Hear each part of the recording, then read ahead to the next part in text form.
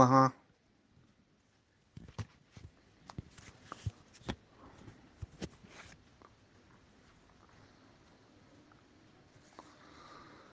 आज आपण 6व्या ओवीचा अर्थ पाहू। स्थूळ इंद्रियामधून युक्तीने एकवटी मन अंतराकाशी नेऊन स्थिर करी। काल आपण पाहिलं की हा जो अध्याय आहे 9वा, यात थोडा योग सांगितला आहे कवींनी, मुकुंदराज योगींनी, आणि त्या योगाची सुरुवात कशी करायची, आसन घालून बसायचं एकांतामध्ये, हे सर्व काल आपण यावर चर्चा केली। आणि आज मनाविषयी थोडं सांगत आहेत या ओवीमधून, त्यावर आपण विचार करू। स्थूळ इंद्रियामधून युक्तीने एकवटी मन, म्हणजे आपलं मन जे आपल्या इंद्रियामध्ये आहे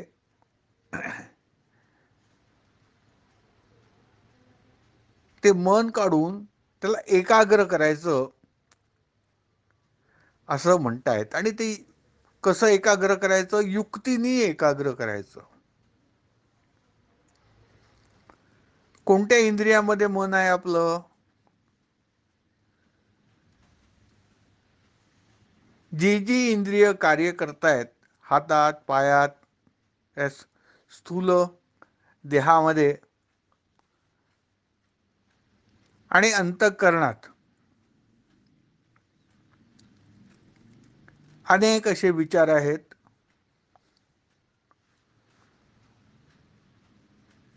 त्यात आपलं मन गुंतून आहे, त्या इंद्रियांच्या विषयामध्ये गुंतून आहे। जसं डोळ्याचा विषय जो आहे तो पाहणे आहे, डोळ्यांना काही पाहायचं आहे। रसना, जीभ, तिला काही खायचं आहे। कानाला काही ऐकायचं आहे। आणि शरीराला थोडा स्पर्शाचा आनंद घ्यायचा आहे। तर अशा सगळं इंद्रियांच्या विषयामध्ये आपलं मन राहतं आणि ते त्यातनं युक्तीने काढायचं असं योगी सांगतायत। कोणत्या युक्तीने काढायचं? तर मग आपल्याला जे योग शिकवणारे आहेत ते अनेक प्रकार सांगतात। उदाहरणार्थ योगशास्त्रामध्ये असे अनेक त्याचे प्रकार सांगितलेले आहेत आणि त्याच्या युक्त्या सांगितलेल्या आहेत। उदाहरणार्थ आपलं लक्ष जे आहे ते श्वासाकडे ठेवायचं। आपण श्वासोश्वास करतो, श्वास आत घेतो आणि श्वास बाहेर सोडतो। तर आपलं लक्ष इकडे तिकडे न जाऊ देता सतत श्वास उश्वास कसा होतोय त्याकडे जर लक्ष ठेवलं तर आपलं मन त्या इंद्रियामधनं बाहेर निघेल आणि ते एकवटेल, एकाग्र होईल एकाच कार्यात। कोणत्या कार्यात? त्या श्वासोश्वासाकडे पाहण्यात। अशी एक युक्ती आहे। किंवा मग आपली षटचक्रे असतात, षटचक्रे माहिती असतील आपल्याला। मूलाधार चक्र, स्वाधिष्ठान चक्र। मूलाधार असं खालती आहे, स्वाधिष्ठान नाभीजवळ आहे नाभीखाली, मणिपूर चक्र वर आहे पोटामध्ये, अनाहत चक्र आपल्या हृदयात आहे, छातीमध्ये, त्यानंतर विशुद्ध चक्र आपल्या कंठात आहे आणि आज्ञाचक्र या दोन भुवयांच्या मध्ये आहे. तर आपलं मन या षटचक्रांपैकी कुठेतरी एकाग्र करायचं.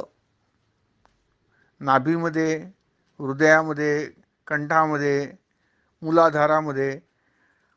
ही देखील एक युक्ती आहे.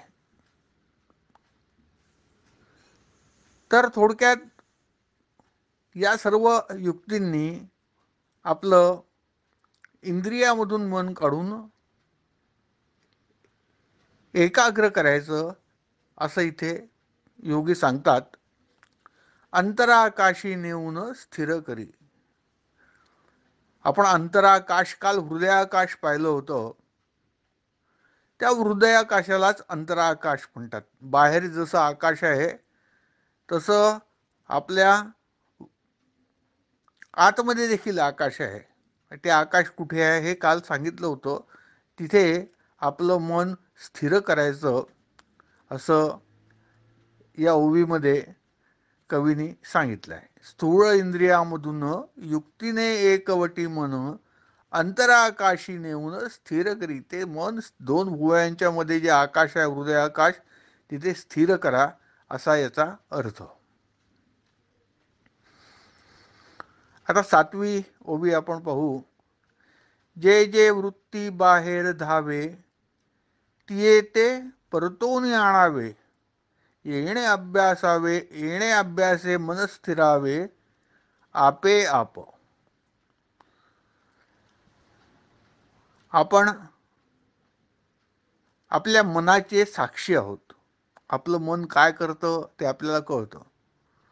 आपलं मन नको ते विचार करताय, आपलं मन चांगलं विचार करताय, आपलं मन शांत झालं आहे, आपलं मन उद्विग्न झालं आहे, हे आपल्याला कळत असतं. आपण साक्षी आहोत त्या आपल्या मनाचे.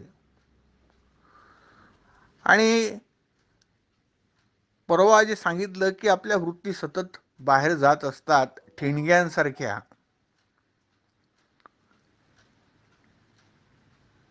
थोडेसे झाडाच्या काड्या आपण जर पेटवल्या किंवा थोडा त्यात कचरा पेटवला की जाळ निघतो आणि त्याच्या आधी ठिणग्या निघतात खूप. किंवा आपल्या घरच्या सुरीला, चाकूला वगैरे धार करायची असेल तर तो धारवाला त्याचं एक चक्र असतं, ते चालत असतं आणि तिथे सुरी लावली की त्यातनं ठिणग्या निघतात. जशा त्या ठिणग्या निघत असतात तसंच आपल्या मनामधनं अनंत विचार, वृत्ती बाहेर धावत असतात. या बाहेर धावणाऱ्या वृत्तींना परतून आणायचं. आपण मनाचे साक्षी आहोत. मन कुठे धावतो माहीत आहे. ते मन तिथून परत आणायचं आपण. आणि आपला जो अभ्यास आपण करतो आहे, एकाग्रतेचा अभ्यास करतो आहे, तिथे स्थिर आपलं मन करायचं आणि ते आपोआप मग स्थिर होतं. असं या 7व्या ओळीमध्ये कवी सांगतात. जे जे वृत्ती बाहेर धावे, जे जे विचार बाहेर धावतायत, मनामध्ये येत आहेत, तिये ते परतोनी आणावे. त्यांना परत आणायचं. आपण त्यांना परत आणायचं आणि अशा प्रकारे आपण आपलं मन आपोआप जे आहे ते स्थिर होतं. 8वी ओवी. ना तरी जिकडे मनाची रहाटी, न लागावे तयाचे पाठी. माघारी घालून या दृष्टी, स्वस्वरूपी ठेविजे. मन जे निरनिराळ्या विषयांच्या मागे धावत असतं, मनाचे विषय असतात आणि मन तिकडे धावत असतं विषयांच्या मागे. हे जे धावणारं मन आहे, आपणही त्याच्या मागे धावू नये. मनाचे मागे न लागता मनाला माघारी बोलवून स्वरूपात लीन करावे असं यांना सांगायचं आहे या उभीमध्ये. ना तरी जिकडे मनाची राहटी, जिकडे मन पळतं न लागावे तयाचे पाठी. त्या पळणाऱ्या मनाच्या मागे आपण लागू नये. आणि मग काय करावं? माघारी घालून या दृष्टी स्वस्वरूपी ठेवीची. त्याला परत मन आणून आपल्याकडे परत आणून त्या मनाला आणि स्वस्वरूपात ठेवावं. जिथे त्या बिंदूवर आपण एकाग्र झालो आहे त्या बिंदूत जे आहे त्या मनाला ठेवावं किंवा स्वस्वरूपी ठेवावं. आपण आता या मागच्या काही 7-8 अध्यायामधनं स्वरूप काय ते समजून घेतलं. त्या स्वरूपामध्ये जे आहे मन आपलं एकाग्र करावं असं इथे कवी सांगतायत. आता 9वी ओवी पाहू आपण. मन जो जो विषय धरी तो तो विवेके विदारी तरी ते स्थिरावे अंतरी सांडूनी कल्पना. आपण पाहिलं की मन जे आहे विषयाकडे धावत असतं. आता इथे कवी सांगतायत या 9व्या ओळीमध्ये की जो जो विषय मनाने घेतला, धरलेला आहे, मनामध्ये विचारासाठी आपण घेतला, तो विवेके विदारी. विदारी म्हणजे विदारण करायचं. विदारण करायचं म्हणजे त्याला नष्ट करायचं. कसं? त्याला काढून टाकायचं, त्याला बाहेर काढायचं त्या विषयाला. कसं? मन जो जो विषय धरी. उदाहरण घेऊ आणि हे समजून घेऊ. मनाने माझ्या समजा विषय घेतला की मी ध्यानाला बसलो आहे आणि बसल्यानंतर माझ्या मनात असा विचार आला की आत्ता आपल्याला जायचं आहे मार्केटमध्ये आणि कपडे विकत घ्यायचे आहे. आणि तो विषय माझ्या मनाने धरून ठेवला आणि ते चिंतन माझं चालू आहे की मला आता थोड्या वेळाने जायचं आहे मार्केटमध्ये, कपडे विकत घ्यायचे.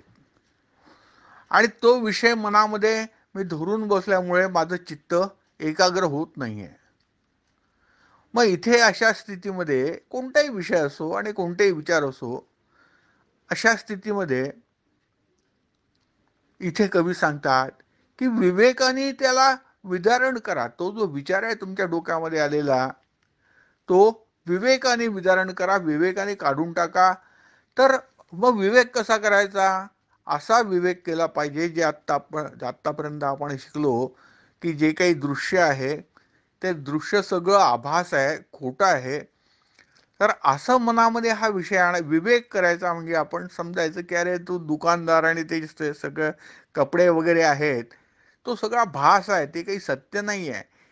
माझ्या मनाला ते जे त्रास देऊन राहिला हे जे विचार, ते कपडे आणायला जायचं आहे, कपडे आणायला जायचं आहे, ते सगळं खोटं आहे. त्याचं काही असं कपडे वगैरे काही अस्तित्वात नाहीच वास्तविक पाहता. असा त्या विचार आणू विवेकाने, यालाच विवेक म्हणतो आपण. तर विवेक करायचा. हे योग्य काय आहे, अयोग्य काय आहे, त्याचा विचार करायचा या स्थितीमध्ये. आणि अशा विचारांनी ते मन, तो जो विषय धरून ठेवला आहे त्यातनं बाहेर काढायचं. बाहेर काढल्यानंतर काय होईल? तर तरी ते स्थिरावे अंतरी सांडूनी कल्पना. हे जे बाहेर जाईन, मी हे करीन, मी ते करीन, हे ज्या कल्पना आहेत त्या कल्पनांचा त्याग करून आणि अंतःकरणामध्ये आपलं मन जे आहे ते स्थिर करावं. हे सगळे विचार आणि मनाचे जे विषय आहे ते काढून टाकावे, विदारण करावे आणि त्या सगळ्या कल्पना डोक्यात आलेल्या, मनात आलेल्या काढून टाकून जे आहे मन आपलं स्थिर करावं, अंतरी स्थिर करावं, आपल्या अंतःकरणात स्थिर करावं, किंवा हृदयाकाशी स्थिर करावं, असा या 9व्या ओवीचा अर्थ आहे. आता आपल्याला 10वी आणि 11वी ओवी हे एकत्र पाहावं लागेल. ते आपण पाहू. तेथे हृदयाकाशी मी पण स्फुरे जीवासी, तेची विवेकेसी पाहिजे जव. तव ते निरालंबी स्फुरे पुनरपी तेथेची मुरे, तरी जीवदशा बारे अनास्तिक्य पावे. आता हे मन एकदा आपलं हृदयाकाशी स्थिर झालं, तेथे हृदयाकाशी मी पण स्फुरे जीवाशी. मनातला त्या सगळ्या ज्या बाहेर धावणाऱ्या वृत्ती आहेत त्या आपण नष्ट केल्या, मनातले विचार आपण नष्ट केले, कल्पना आपण सांडून दिल्या, कल्पना आपण सोडून दिल्या, आणि मन कसं आपलं एकाग्र झालं आहे. आणि आपलं हृदयाकाश आहे, आपलं दोन भुवयांच्या मध्ये, तिथे मन एकाग्र झालं आहे. आणि अशा त्या एकाग्र स्थितीमध्ये जेव्हा आपण राहतो तेव्हा जे आहे मी पण स्फुरे जीवासी, तर तिथे आपल्याला हा भास होतो की, किंवा हे आपल्याला एक ज्ञान होतं की मीच आहे आणि माझं अस्तित्व आहे. तर ह्याला मी पण स्फुरणं असं म्हटलेलं आहे की इतर काही वस्तू नाही आहेत, इतर काही दृश्य नाही आहे, इतर कशाला जे आहे ते काहीच अस्तित्व नाही, फक्त जो आहे तो मीच आहे. हे जीवाला असं मी पण जे आहे ते स्फुरण पावायला लागतं एकाग्र झाल्यानंतर आपल्या हृदयाकाशी आपलं चित्त. त्याची विवेकेसी पाहिजे जव. ते काय आहे याचा विचार करून जर आपण पाहिला विवेकाने, तर पुढे सांगतायत त्याची विवेकेसी पाहिजे जव. जेव्हा विवेकाने आम्ही विचार करून पाहतो तव ते निरालंबी स्फुरे पुनरपी तेथेची मुरे. हे जे स्फुरण आहे मीपणाचं तिथे होणारं हृदयाकाशामध्ये एकत्र आपलं आपण एकाग्र झाल्यानंतर जे मीपणाचं स्फुरण होणार आहे ते निरालंब स्फुरण आहे. म्हणजे त्याला काही हे नाही आहे, काय उपाधी काही नाही आहे, त्याच्यासोबत काही उपाधी नाही आहे, त्याच्यासोबत दुसऱ्या काही कोणत्या गोष्टी नाही आहे, ते जे त्याला काही अवलंबन नाही आहे. निरालंब म्हणजे तिथे अवलंबन नाही आहे, ते निरालंब. तव ते निरालंबी स्फुरे म्हणजे एकटं स्फुरण व्हायला लागतं, जे स्फुरण निर्गुण स्फुरण असतं, सगुण नसतं. म्हणजे तिथे त्या स्फुरणामध्ये काही माईक गोष्टी नसतात, माईक गोष्टी नसलेलं असं ते स्फुरण असतं जीवाचं. आणि ते जे स्फुरण आहे ते होत असतं तिथे जीवाचं स्फुरण मीपणाच्या, माझ्या अस्तित्वाचं, मी आहेत अशा त्या अस्तित्वाचं आणि मी आहे अशा जाणीवेचं सारखं ते स्फुरण होत असतं. आणि पुनरपी तेथेची मुरे, आणि ते पुन्हा तिथेच मुरतं, ते तिथेच नष्ट होतं. स्फुरण होणं आणि नष्ट होणं असं काही वेळ चालू असतं. तरी ते जीवदशा बारे नास्तिक्य पावे. अशा वेळेस जेव्हा ते स्फुरण होत असतं तेव्हा आपल्याला जीवदशा म्हणजे मग तो सर्व इंद्रिय, जो जीवदशेमध्ये आपल्याला सर्व इंद्रिय असतात, दशेंद्रिय, 5 ज्ञानेंद्रिय, 5 कर्मेंद्रिय, असा तो 10 इंद्रियांचा जो जीव असतो. आणि जे जीवपण असतं ते जीवपण बाजूला राहतं, आणि ते जीवपण बाजूला राहून आपलं फक्त स्फुरण होत असतं आणि निर्गुण स्फुरण होत असतं की ज्या स्फुरणामध्ये मी आणि माझं अस्तित्व याशिवाय दुसरं काही नसतं. आणि हे जीवपण आहे ते नास्तिक्य पावतं, म्हणजे त्याचं अस्तित्व नष्ट होतं, त्याचा नाश होतो, असं इथे कवी सांगितलेलं आहे 10व्या आणि 11व्या ओळीमध्ये. तेथे हृदयाकाशी मी पण स्फुरे जीवासी, त्याची विवेकेसी पाहिजे जव. आणि विवेकाने पाहिलं तर काय होतं, तर ते निरालंबी स्फुरे, कोणाच्याही आधाराविन ते स्फुरण होत असतं, निर्गुण स्फुरण होत असतं, उपाधी विना स्फुरण होत असतं. पुनरपी तेथेची मुरे, स्फुरण होतं नष्ट होतं, स्फुरण होतं नष्ट होतं, तिथेच लय पावतं. तरी जीवदशा बारे नास्तिक पावे. अशा स्थितीमध्ये जीवाचं भान राहत नाही आणि भान न राहिल्यामुळे जीवपणाचा नास्तिक्य पावे, जीवपणाचा नाश होतो, असं इथे कवी 10व्या आणि 11व्या ओवीमध्ये सांगतायत. आता 12वी ओवी. नदी उगमी स्थिरावे तरी सिंधुपण कान पावे, तैसे जीवाचे ब्रह्मकान व्हावे या स्थिती राहता. नदी उगमी स्थिरावे. आता जिथे नदीचा उगम होतो, उदाहरणार्थ आपण एखादी कोणती पण नदी घेऊ आणि गंगा नदी घेऊ आणि गंगोत्रीला तिचा उगम होतो आणि समजा ती गंगोत्रीला जर स्थिर झाली असती, तिथनं जर गंगेचं एवढं प्रचंड पाणी आहे ते वाहिलंच नसतं कुठे, तर काय झालं असतं, पाणी तिथे साठलं असतं आणि इतक्या वर्षाचं पाणी साठून तिथे जे आहे एक सिंधू, एक समुद्रच तयार झाला असता.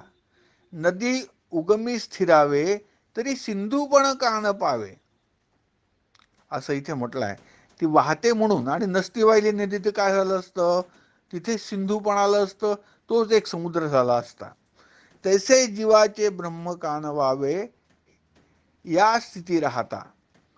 आता इथे युक्तिवाद असा केला आहे कवींनी की जसं नदीचं होतं, ती स्थिर झाली तर ती विशाल होते सागरासारखी, तसंच जीवाचे ब्रह्मकान व्हावे या स्थितीत राहता.